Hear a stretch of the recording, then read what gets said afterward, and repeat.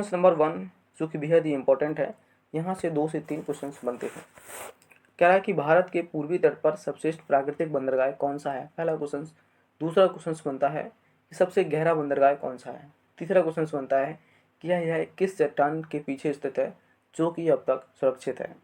क्या वो कोलकाता है, चेन्नई है, तूतीकोरिन है, विशाखापट्टनम है। तो यह इसका सही विकल्प हो जाएगा दोस्तों विशाखापट्टनम, जो कि सबसे प्राकृतिक बंदरगाह है। यह आंध्र प्रदेश में स्थित है और यह प्राकृतिक भी है, गहरा भी है, और एक बात और है कि यह डोल्फिन नोज नामक चट्टान के पीछे बसा हुआ है, जिससे यह सुरक्षित है। तो फिलहाल इसका सही विकल्प हो जाएगा दोस्तों ए डी। चलते हैं क्वेश्चन नंबर 1 पर। क्वेश्चन सेकंड कह रहा है कि भारत के किस भाग में बैरन द्वीप अवस्थित है। क्या अंडमान, निकोबार, लक्षद्वीप, इनमें से कोई नहीं।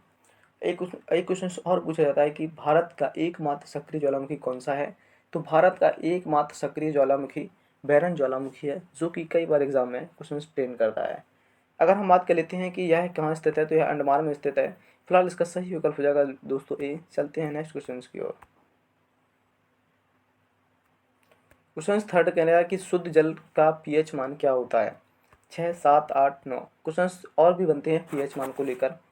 बात कर लेते हैं हम पीएच को लेकर, जिसका फुल फॉर्म भी पूछा जाता है पोटेंशियल ऑफ हाइड्रोजन। ये भी क्वेश्चन कई बार एग्जाम में हुआ है कि पोटेंशियल ऑफ हाइड्रोजन इसका फुल फॉर्म है। पीएच मान में कितने अक्षर होते हैं, तो 1 से लेके 14 तक पैमाना होता है। ये भी क्वेश्चन पूछा गया है। यह पैमाना किससे जुड़ा हुआ है, तो इसका खोज करता है सोरेनसन। यहाँ से क्वेश्चन बनता है कि पीएच मान मतलब पोटेंशियल ऑफ हाइड्रोजन कितने तक, 1 से 14 तक पैमाना किसने दिया, सोरेनसन ने दिया। शुद्ध जल के पीएच मान की बात करेंगे तो इसका सही विकल्प हो जाएगा दोस्तों 7। चलते हैं नेक्स्ट क्वेश्चन की ओर। क्वेश्चन नंबर 4 देखेंगे। कह रहा है कि वह काल्पनिक रेखा जो पृथ्वी को 2 भागों में बांटती है क्या कहलाती है। प्यारी सी पृथ्वी है, इसको हम 2 भागों में बांटते हैं। यह 2 भागों में बांटने वाली जो रेखा है, इसे किस नाम से जाना जाता है। तो इसे जाना जाता है दोस्तों भूमध्य रेखा या फिर विषुवत रेखा। 2 नाम है, एक ही नाम है। अगर यहाँ ये क्या है, ये है कर्क रेखा और ये है हमारी मकर रेखा। 23.5 नॉर्थ, 23.5 डिग्री साउथ। यहाँ से और भी क्वेश्चन बनता है। फिलहाल इसका सही उत्तर जाएगा दोस्तों ए भूमध्य रेखा। एक क्वेश्चन और बनता है कि कर्क रेखा को 2 बार मतलब बांटने वाली नदी कौन सी है, तो वो है दोस्तों माही नदी। अगर हम बात कर लेते हैं कि ये जो भूमध्य रेखा है और विषुवत रेखा है, इसको कौन सी नदी काटती है, तो कांगो या जायरी नदी, जो कि भूमध्य रेखा को 2 बार काटती है। अगर हम बात कर लेते हैं मकर रेखा को, तो मकर रेखा को लिम्पोपो नामक नदी 2 बार काटती है। कर्क रेखा को माही नदी, भूमध्य या विषुवत रेखा को कांगो या जायरी नदी, मकर रेखा को लिम्पोपो नदी। चलते हैं नेक्स्ट क्वेश्चन की ओर। क्वेश्चन कह रहा है कि निम्नलिखित में से कौन सा अभयारण्य जंगली हाथियों के लिए प्रसिद्ध है। मानस, पेरियार, चंद्रप्रभा, बांदीपुर। तो मानस की बात कर लेंगे, यह असम में स्थित है, जो कि एक सींग वाली गैंडे के लिए फेमस है। पेरियार की बात कर लेंगे, यह केरल में स्थित है, जो कि जंगली हाथियों के लिए फेमस है। चंद्रप्रभा कहाँ है, चंद्रप्रभा हमारा उत्तर प्रदेश में स्थित है, वाराणसी। बांदीपुर कहाँ है दोस्तों, बांदीपुर कर्नाटक में स्थित है। तो फिलहाल इसका सही उत्तर जाएगा दोस्तों बी। चलते हैं नेक्स्ट क्वेश्चन की ओर। क्वेश्चन कह रहा है कि निम्नलिखित में से किस ग्रह के सर्वाधिक उपग्रह हैं, ऐसा क्वेश्चन पूछा जा रहा है, जो कि सौरमंडल का बेहद ही इंपॉर्टेंट क्वेश्चन माना जाता है। क्या बृहस्पतिवार, मंगल, शनि, शुक्र। बात कर लेते हैं बृहस्पति की, जो कि सबसे पहले थे। आज तक हम बात कर लेते हैं ट्रेंडिंग में वर्तमान में, तो शनि के उपग्रह सबसे ज़्यादा हो जाएंगे। कितने उपग्रह हैं शनि के, 82, इसलिए इसका सही उत्तर होगा दोस्तों सी शनि। चलते हैं नेक्स्ट क्वेश्चन की ओर। क्वेश्चन नंबर 7 देखेंगे। कह रहा है कि संविधान के किस संशोधन से शिक्षा का मौलिक अधिकार बन जाता है। 25वां, 86वां, 22वां, 52वां। तो इसका सही उत्तर जाएगा दोस्तों बी 86वां संविधान संशोधन 2002 में होता है। क्या कहा जाता है कि 6 से 14 वर्ष तक के बच्चों को शिक्षा देंगे कौन, माता पिता, ऐसा उनका परम अधिकार होगा। तो 6 से 14 वर्ष तक के बच्चों को शिक्षा का अधिकार कौन देता है, 86वां संविधान संशोधन 2002, जो कि बेहद ही इंपॉर्टेंट क्वेश्चन माना जाता है। इसलिए सही विकल्प हो जाएगा दोस्तों बी। चलते हैं नेक्स्ट क्वेश्चन की ओर। क्वेश्चन नंबर 8 देखेंगे। कह रहा है कि विश्व का सबसे ऊंचा पठार कौन सा है। केन्या, भारत का दक्कन, तिब्बत का पठार, ऑस्ट्रेलिया का पश्चिमी पठार। तो इसका सही विकल्प हो जाएगा दोस्तों सी, तिब्बत का पठार, जो कि विश्व का सबसे ऊंचा पठार है। इसी तिब्बत के पठार को दोस्तों क्या कहा जाता है कि पामीर का पठार भी कहा जाता है, संसार की छत के नाम से भी इसे जाना जाता है। चलते हैं नेक्स्ट क्वेश्चन की ओर। क्वेश्चन कह रहा है कि कर्क रेखा और मकर रेखा के बीच का क्षेत्र क्या कहलाता है? शीतोष्ण उष्णकटिबंधीय या फिर शीतोष्णकटिबंधीय या इनमें से कोई नहीं। तो ये पृथ्वी है, इसके बीचों बीच जो भूमध्य रेखा है, ये इसका क्षेत्र क्या कहलाता है? यहाँ पे कर्क रेखा है और यहाँ पे मकर रेखा है। तो ये जो भूमध्य रेखा है दोस्तों, इसी को हम क्या कहते हैं? उष्णकटिबंधीय क्षेत्र कहते हैं। इसका मतलब होता है सबसे ज़्यादा जैवता पाई जाती है, पानी पाया जाता है, आर्द्र पाया जाता है, यहाँ पे भूमि होती है। तो इसलिए यहाँ इसका सही विकल्प हो जाएगा दोस्तों सी, उष्णकटिबंधीय, और यह जैव विविधता के लिए सर्वाधिक फेमस जगह होती है। तो इसका सही विकल्प हो जाएगा दोस्तों सी। चलते हैं नेक्स्ट क्वेश्चन की ओर। बात कर लेते हैं हम भूमध्य लल्ला कहाँ स्थित है, जो कि बेहद ही फेमस है, इंपॉर्टेंट है। क्या भूमध्य लल्ला जो कि जम्मू कश्मीर में है, अरुणाचल प्रदेश में है, हिमाचल प्रदेश में या फिर उत्तर प्रदेश में? तो इसका सही उत्तर हो जाएगा दोस्तों बी, अरुणाचल प्रदेश में। एक क्वेश्चन और पूछा जाता है कि दिफू दर्रा कहाँ है, जो कि कई बार एग्जाम में ट्रेन करता है कि दिफू दर्रा कहाँ है, तो यह भी अरुणाचल प्रदेश में स्थित है। और हम बात कर लेते हैं कि तुजू दर्रा कहाँ है, तो तुजू दर्रा मणिपुर में है, ये भी कई बार एग्जाम में क्वेश्चन पूछा गया है। सिपकिला दर्रा कहाँ है, जो कि हिमाचल प्रदेश में है, और कई सारे दर्रे हैं जो कि इम्पोर्टेंट होते हैं। चलते हैं हम नेक्स्ट क्वेश्चन की ओर। कह रहा है कि भारत का सबसे ज़्यादा जस्ता का उत्पादक राज्य कौन सा है? क्या वो महाराष्ट्र है, राजस्थान है, झारखंड है, उड़ीसा है? तो इसका सही उत्तर हो जाएगा दोस्तों राजस्थान, जो कि जस्ता या सीसा के लिए बेहद ही फेमस जगह है। चलते हैं हम नेक्स्ट क्वेश्चन की ओर। बेहद ही इंपॉर्टेंट क्वेश्चन है, पूछा जाता है कि 3 बीघा गलियारा, यानी कि कोरिडोर से बोलते हैं, कि 3 बीघा गलियारा किन देशों के बीच में विवाद रहता है? क्या भारत नेपाल, भारत बांग्लादेश, भारत भूटान और नेपाल? जो 3 बीघा गलियारा है दोस्तों, यह भारत और बांग्लादेश के बीच विवादित जगह है, जिसके लिए सही विकल्प हो जाएगा दोस्तों बी, भारत और बांग्लादेश।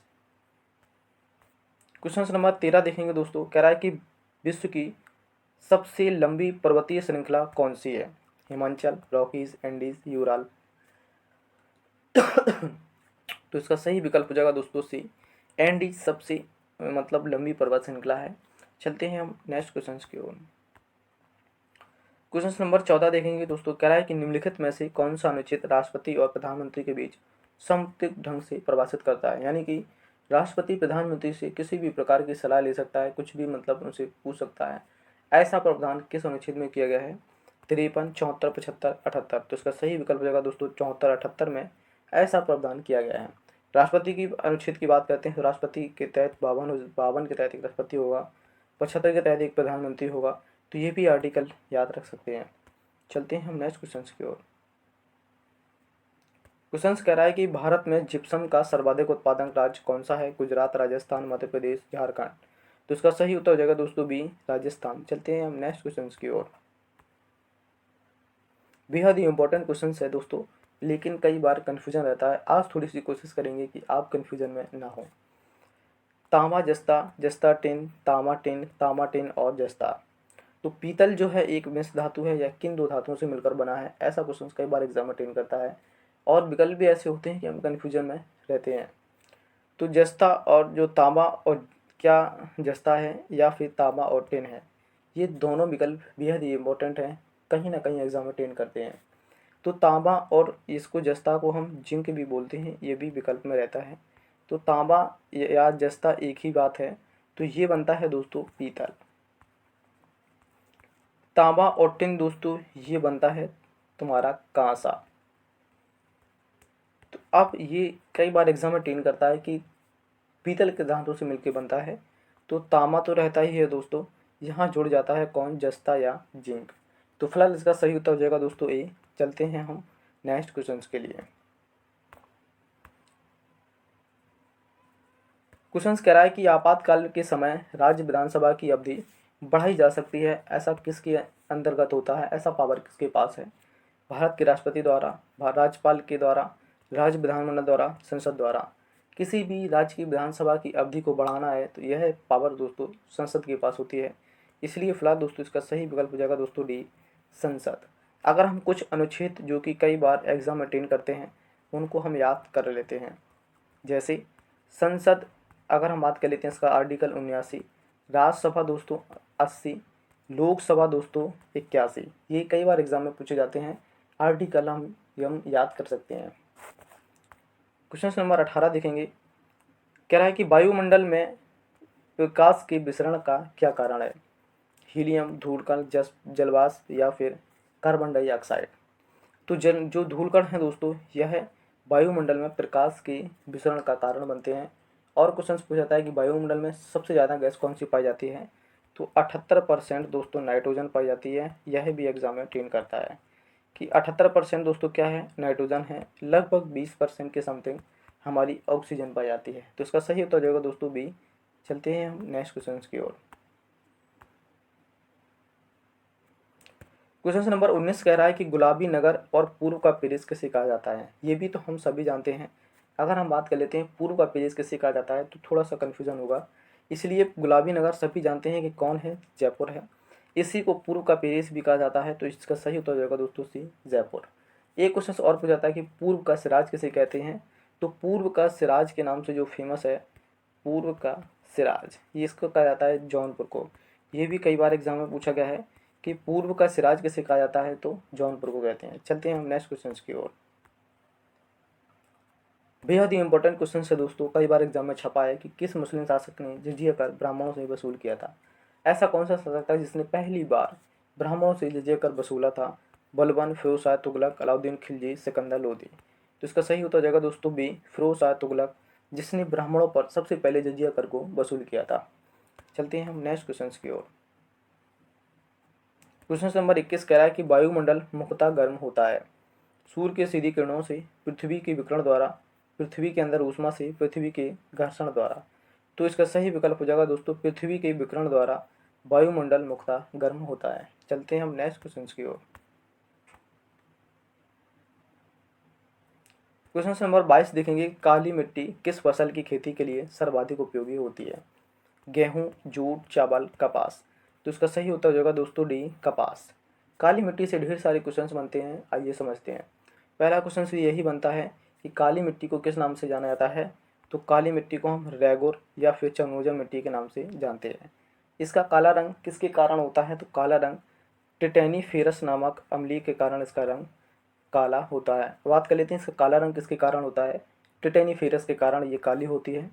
बात कर लेते हैं हम, रेगुर मिट्टी होती है, चनोजा मिट्टी होती है, कपासी मिट्टी होती है, क्योंकि इसमें कपास सबसे ज़्यादा पाया जाता है। इसका बहुल क्षेत्र कौन सा है? तो यह इसका बहुल क्षेत्र गुजरात और महाराष्ट्र है। ये भी कई बार एग्जाम में अटेंड करता है। चलते हैं नेक्स्ट क्वेश्चन की ओर। क्वेश्चन नंबर 23 देखेंगे, कह रहा है कि मुद्रा राक्षस जो कि फेमस ही पुस्तक है, यह किसने लिखी है? कालिदास, भास, अश्वघोष, विशाखदत्त। तो इसका सही विकल्प हो जाएगा दोस्तों डी, विशाखदत्त। जो मुद्रा राक्षस है इसके लेखक विशाखदत्त हो जाएंगे, जो कि फेमस है, कई बार एग्जाम में देखने को मिलती है। चलते हैं हम नेक्स्ट क्वेश्चन की ओर। कह रहा है कि अंतरिक्ष में कृत्रिम उपग्रह भेजने वाला पहला देश कौन सा था? इटली, इराक, रूस, चाइना। तो जो ये रूस है इसका सही विकल्प हो जाएगा दोस्तों। यह अंतरिक्ष में कृत्रिम उपग्रह भेजने वाला पहला देश था, इसलिए इसका सही उत्तर हो जाएगा दोस्तों सी, रूस। चलते हैं क्वेश्चन नंबर 25। कह रहा है कि विश्व का प्रथम कागजी मुद्रा जारी करने वाला देश कौन सा है? जापान, चीन, रूस, संयुक्त राज्य अमेरिका। तो इसका सही विकल्प हो जाएगा दोस्तों चीन, चूंकि कागजी मुद्रा जारी करने वाला पहला देश है। क्वेश्चन नंबर 26 देखेंगे, कह रहा है कि गुप्त वंश के शासक ने सर्वप्रथम महाराज की उपाधि धारण की थी, वो कौन सा था? जो महाधिराज की उपाधि धारण करने वाला गुप्त वंश का पहला शासक कौन सा था, ऐसा क्वेश्चन पूछा जा रहा है। क्या श्रीगुप्त, चंद्रगुप्त प्रथम, घटोत्कच या फिर समुद्रगुप्त, कौन सा था? तो श्रीगुप्त इस वंश के संस्थापक थे, गुप्त वंश के, ऐसा क्वेश्चन पूछा जाए तो इसका सही विकल्प हो जाएगा श्रीगुप्त। गुप्त वंश का संस्थापक कौन था? श्रीगुप्त था। चंद्रगुप्त प्रथम को दोस्तों सबसे पहले उन्होंने महाधिराज की उपाधि धारण की थी। हम बात कर लेते हैं समुद्रगुप्त को, तो इसे हम भारत का नेपोलियन के नाम से भी जाना जाता है। तो इसका सही विकल्प होगा दोस्तों बी। चलते हैं हम नेक्स्ट क्वेश्चन की ओर। विश्व की सबसे बड़ी जहाज रानी नहर है वो कौन सी है? पनामा नहर, सुएज नहर, कील नहर, सू नहर। तो इसका सही विकल्प हो जाएगा सुएज नहर विश्व की सबसे बड़ी जहाज रानी जो नहर है वो अवस्थित है। बात कर लेते हैं हम क्वेश्चन नंबर 28 की। क्वेश्चन कह रहा है कि दिल्ली के लाल किले का निर्माण किस मुगल सम्राट ने करवाया था? अकबर, जहांगीर, शाहजहां और औरंगजेब। तो जो दिल्ली के लाल किला है दोस्तों यह शाहजहां ने बनवाया था, और जो आगरा का लाल किला था वो बनवाया था अकबर ने।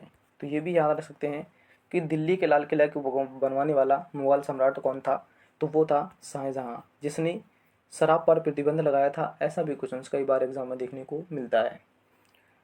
अगर हम बात कर लेते हैं कि आगरा के लाल किले की, तो इसका उत्तर जगह दोस्तों अकबर। यहाँ से और भी क्वेश्चन बनते हैं। क्या बनता है कि मोती मस्जिद कहाँ स्थित है? तो मोती मस्जिद दो थी, एक थी दोस्तों आगरा में, एक थी तुम्हारी दिल्ली में। आगरा वाली और ये है दोस्तों दिल्ली। आगरा की जो मोती मस्जिद थी वो शाहजहां ने बनवाई थी, और जो मोती मस्जिद दिल्ली में थी यह औरंगजेब ने बनवाई थी। ये मोती मस्जिद से एक बार एग्जाम में क्वेश्चन ट्रेंड करता है कि दिल्ली की मोती मस्जिद को किसने बनवाया था? तो औरंगजेब ने। आगरा में स्थित मोती मस्जिद को किसने बनवाया था? शाहजहां ने। चलते हैं हम नेक्स्ट क्वेश्चन की ओर। क्वेश्चन कह रहा है कि सुंदरबन के जंगलों को क्या कहा जाता है? स्क्रब जंगल, मैग्रोव, पर्णपाती, टुंड्रा। तो इसका सही विकल्प हो जाएगा दोस्तों बी, मैग्रोव वन कहते हैं। इसका जो बहुल क्षेत्र है वो है तुम्हारा पश्चिमी बंगाल, जिसे मैग्रोव वन खूब ज़्यादा पाए जाते हैं। इन्हें हम सुंदरी वृक्ष के नाम से भी जाना जाता है। चलते हैं हम नेक्स्ट क्वेश्चन की ओर।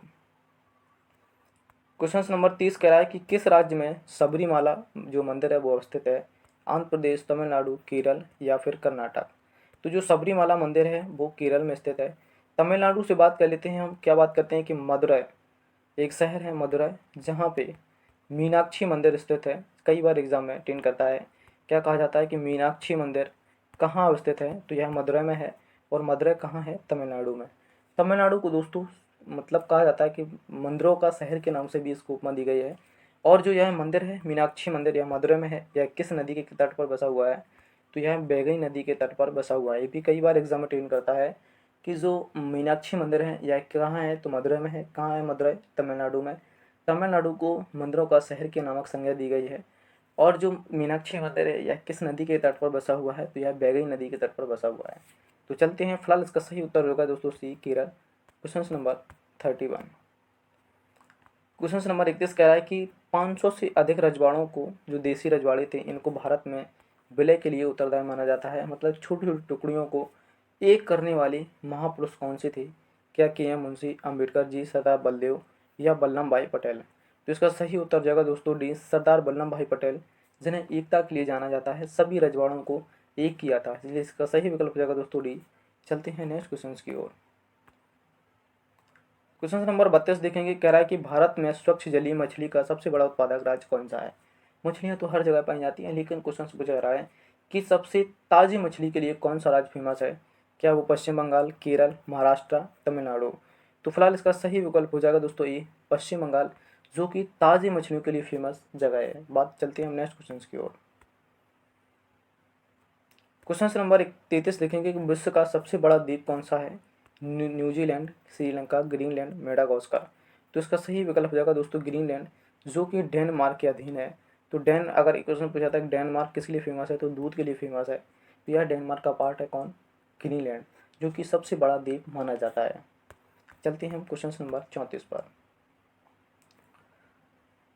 क्वेश्चन कह रहा है कि राष्ट्रीय मरु उद्यान मतलब राजस्थान को किस और नाम से जाना जाता है? क्या टाइगर पार्क, जीवाश पार्क, खास क्षेत्र, वन्य जीव पार्क। तो जो जीवाश पार्क है दोस्तों यह राजस्थान का उपनाम माना जाता है। यह राष्ट्रीय मरु उद्यान के नाम से भी जाना जाता है। चलते हैं हम नेक्स्ट क्वेश्चन की ओर।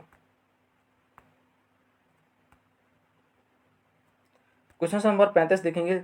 संविधान के किस अनुच्छेद के तहत राज्यों में संवैधानिक तंत्र विफल हो जाए तो राष्ट्रपति शासन लागू हो जाता है? ऐसा कौन सा आर्टिकल कहता है? क्या 352, 54, 55, 56। तो राष्ट्रपति मतलब इनको लागू करता है समय समय पर। कौन से आर्टिकल के तहत लागू करता है समझते हैं। जब राष्ट्र पर संकट होता है, जब राष्ट्र की बात होती है, बाहरी युद्ध हो जाता है राष्ट्र पर, तब लगता है दोस्तों राष्ट्रीय आपात। तो इसका जो विकल्प हो जाएगा दोस्तों वो होगा 352। जब हम बात करते हैं राष्ट्रीय आपात की बात कर लेते हैं, तब विकल्प होता है दोस्तों 352। 356 जब राज्य में कोई भी तंत्र विफल हो जाता है, जैसे संविधान या फिर संवैधानिक तंत्र विफल हो जाता है, तब हमारा कौन सा आर्टिकल लागू होता है? 356। जब राज्य की बात आती है तो 356, जब राष्ट्र की बात आती है 352, जब हमारे देश पर वित्तीय संकट होता है तब आता है अनुच्छेद 360। ये तीनों कई बार एग्जाम में टेन करते हैं। यह ऐसे ही क्वेश्चन पूछा जाता है कि संवैधानिक तंत्र विफल हो जाता है तो राष्ट्रपति अध्यादेश जारी करता है, या किस आर्टिकल में है? जब राज्य की बात आती है, राज्य में संवैधानिक तंत्र विफल हुआ है, तब राष्ट्रपति शासन लागू होता है अनुच्छेद 356 के तहत। 352 के तहत क्या है? बाहर से चीन या फिर कोई भी बाहरी देश है जो आक्रमण करता है, उस समय 352 लागू होगा। कब? राष्ट्रीय आपात के समय। देश में वित्तीय संकट है उस समय लागू होगा 360। चलते हैं हम नेक्स्ट क्वेश्चन की ओर। फिलहाल जो राष्ट्रपति शासन की बात कर लेते हैं 356 इसका सही विकल्प हो जाएगा। क्वेश्चन नंबर 36 देखेंगे। कह रहा है कि वेनगंगा और पेनगंगा किसकी सहायक नदियां हैं? गोदावरी, कृष्णा, गंगा, झेलम। तो यह गोदावरी की सहायक नदियां हैं। गोदावरी को दक्षिण भारत की नदी के नाम से भी जाना जाता है। यह बृहद्गंगा के नाम से भी जानी जाती है। क्वेश्चन पूछा जाता है कि बृहद्गंगा के नाम से किसे जाना जाता है? तो गोदावरी को जानते हैं। इसे दक्षिण भारत की गंगा के नाम से भी जाना जाता है। चलते हैं हम नेक्स्ट क्वेश्चन की ओर। क्वेश्चन 37 देखेंगे कि मनुष्य के गर्दन में कौन सी ग्रंथि होती है? प्रोस्टेट, स्टेट, लार ग्रंथि, थाइमस ग्रंथि। तो इसका सही विकल्प हो जाएगा दोस्तों डी, थाइमस ग्रंथि मनुष्य के गर्दन में अवस्थित होती है। चलते हैं हम नेक्स्ट क्वेश्चन की ओर। क्वेश्चन कह रहा है कि संविधान सभा की राष्ट्रीय ध्वज समिति के अध्यक्ष कौन थे? कई ज़्यादा विवाद रहता है क्वेश्चन, क्योंकि अलग अलग किताबों में इसका उत्तर दिया होता है।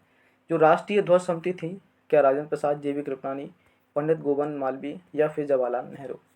कई किताबों में दोस्तों JB कृपलानी को राष्ट्रीय ध्वज समिति का अध्यक्ष माना जाता है। तो यही क्वेश्चन दोस्तों कई अन्य किताबों में डॉक्टर राजेंद्र प्रसाद को भी देते हैं। तो फिलहाल मेरे हिसाब से इसका सही उत्तर जाएगा दोस्तों JB कृपलानी, जो राष्ट्रीय ध्वज समिति के अध्यक्ष थे। चलते हैं हम नेक्स्ट क्वेश्चन की ओर।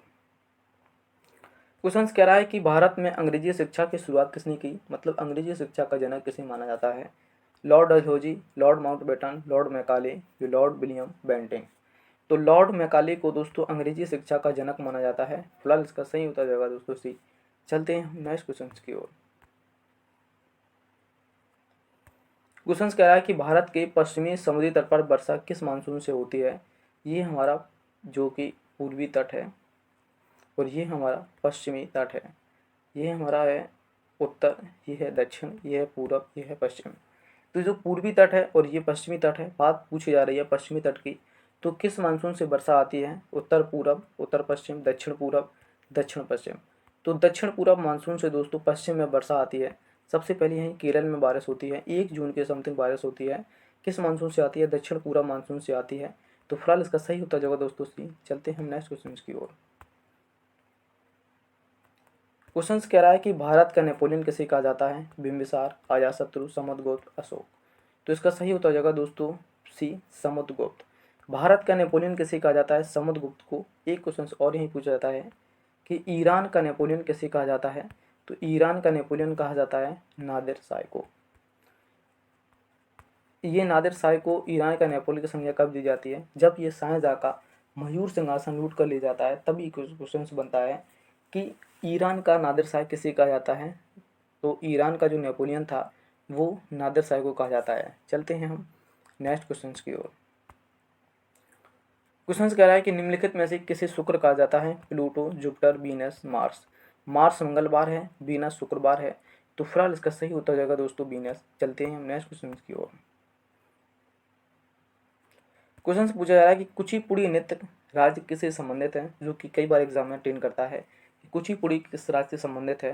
केरला, आंध्र प्रदेश, तमिलनाडु, उड़ीसा। जो कुचिपुड़ी है दोस्तों यह आंध्र प्रदेश से संबंधित है। बात कर लेते हैं हम कि मोहिनी अट्टम कहाँ से संबंधित है? तो जो मोहिनी अट्टम है दोस्तों यह केरल से संबंधित है। बात कर लेते हैं हम भरतनाट्यम की। तो भरतनाट्यम कहाँ से संबंधित है? तमिलनाडु से। ये भी कई बार एग्जाम में टेन करते हैं कि भरतनाट्यम कहाँ से संबंधित है? तो यह तमिलनाडु से। मोहिनी अट्टम कहाँ से संबंधित है? केरल से। कुचिपुड़ी कहाँ से संबंधित है? आंध्र प्रदेश से। चलते हैं हम नेक्स्ट क्वेश्चन की ओर। क्वेश्चन कह रहा है कि हिंद महासागर में स्थित सबसे बड़ा द्वीप समूह कौन सा है? Madagascar, Borneo, Sumatra, Mindanao. तो मेडागास्कर हिंद महासागर का सबसे बड़ा द्वीप अवस्थित है। चलते हैं हम नेक्स्ट क्वेश्चन की ओर। क्वेश्चन कह रहा है कि शरीर की सर्वाधिक प्रबल अस्थि कौन सी होती है? जांग में, जबड़ी में, भुजा में, गर्दन में। तो सबसे मतलब जो कठोर होती है, प्रबल होती है, वो जबड़े की हड्डी होती है। चलते हैं हम नेक्स्ट क्वेश्चन की ओर। क्वेश्चन कह रहा है कि अफ्रीका की जो सबसे बड़ी झील है वो कौन सी है? अफ्रीका की सबसे बड़ी झील कौन सी है? जो टननका है, चाण है, विक्टोरिया झील है, न्यासा है। तो अफ्रीका की सबसे बड़ी झील कौन सी है? विक्टोरिया झील है। चलते हैं हम नेक्स्ट क्वेश्चन की ओर। क्वेश्चन नंबर 47 देखेंगे। कह रहा है कि मंगल की परिक्रमा मतलब कक्षा में जाने वाला प्रथम एशियाई देश कौन सा था? मतलब मंगल की जो परिक्रमा है यह कौन सा देश है जो पहली बार गया है? वो चीन है, पाकिस्तान है, भारत है, जापान है। तो इसका सही उत्तर हो जाएगा दोस्तों सी, भारत। चलते हैं हम नेक्स्ट क्वेश्चन की ओर। क्वेश्चन नंबर कह रहा है कि वातावरण की परत वह जो रेडियो तरंगों को प्रभावित करती है कौन सी होती है? हमारे वायुमंडल में 5 परतें होती हैं, समझ लेते हैं। ये है दोस्तों क्षोभ मंडल, ये है दोस्तों समताप मंडल, ये है मध्य मंडल, ये है आयन मंडल और ये है बहिर्मंडल। क्वेश्चन कैसे बनता है समझते हैं।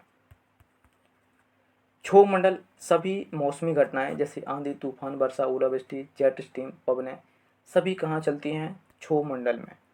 समताप मंडल में क्या होता है? हमारे वायुयान उड़ते हैं, गुब्बारे उड़ते हैं, उड़ानें होती हैं। ये सारी उड़ानें कहाँ होती हैं? समताप मंडल में होती हैं। मध्य मंडल में क्या होता है? उल्का पिंड जलकर राख हो जाते हैं। अगर कोई उल्का पृथ्वी तक आ जाता है तो इसका सही उदाहरण होता है लूनार में एक झील है जो उल्का पिंड के से निर्मित होती है। ठीक है, ये भी क्वेश्चन पूछा जाता है। तो ये जो सैटेलाइट थे ये रेडियो तरंगें थी, यह कहाँ होती हैं? तो यह आयन मंडल में होती हैं। बाहर मंडल में हमारे चुंबकीय क्षेत्र आ जाता है। तो अगर क्वेश्चन बनता है कि जो जेट स्ट्रीम, ओलावृष्टि, आंधी, तूफान और ये सारी घटनाएं कहाँ होती हैं? क्षोभ मंडल में।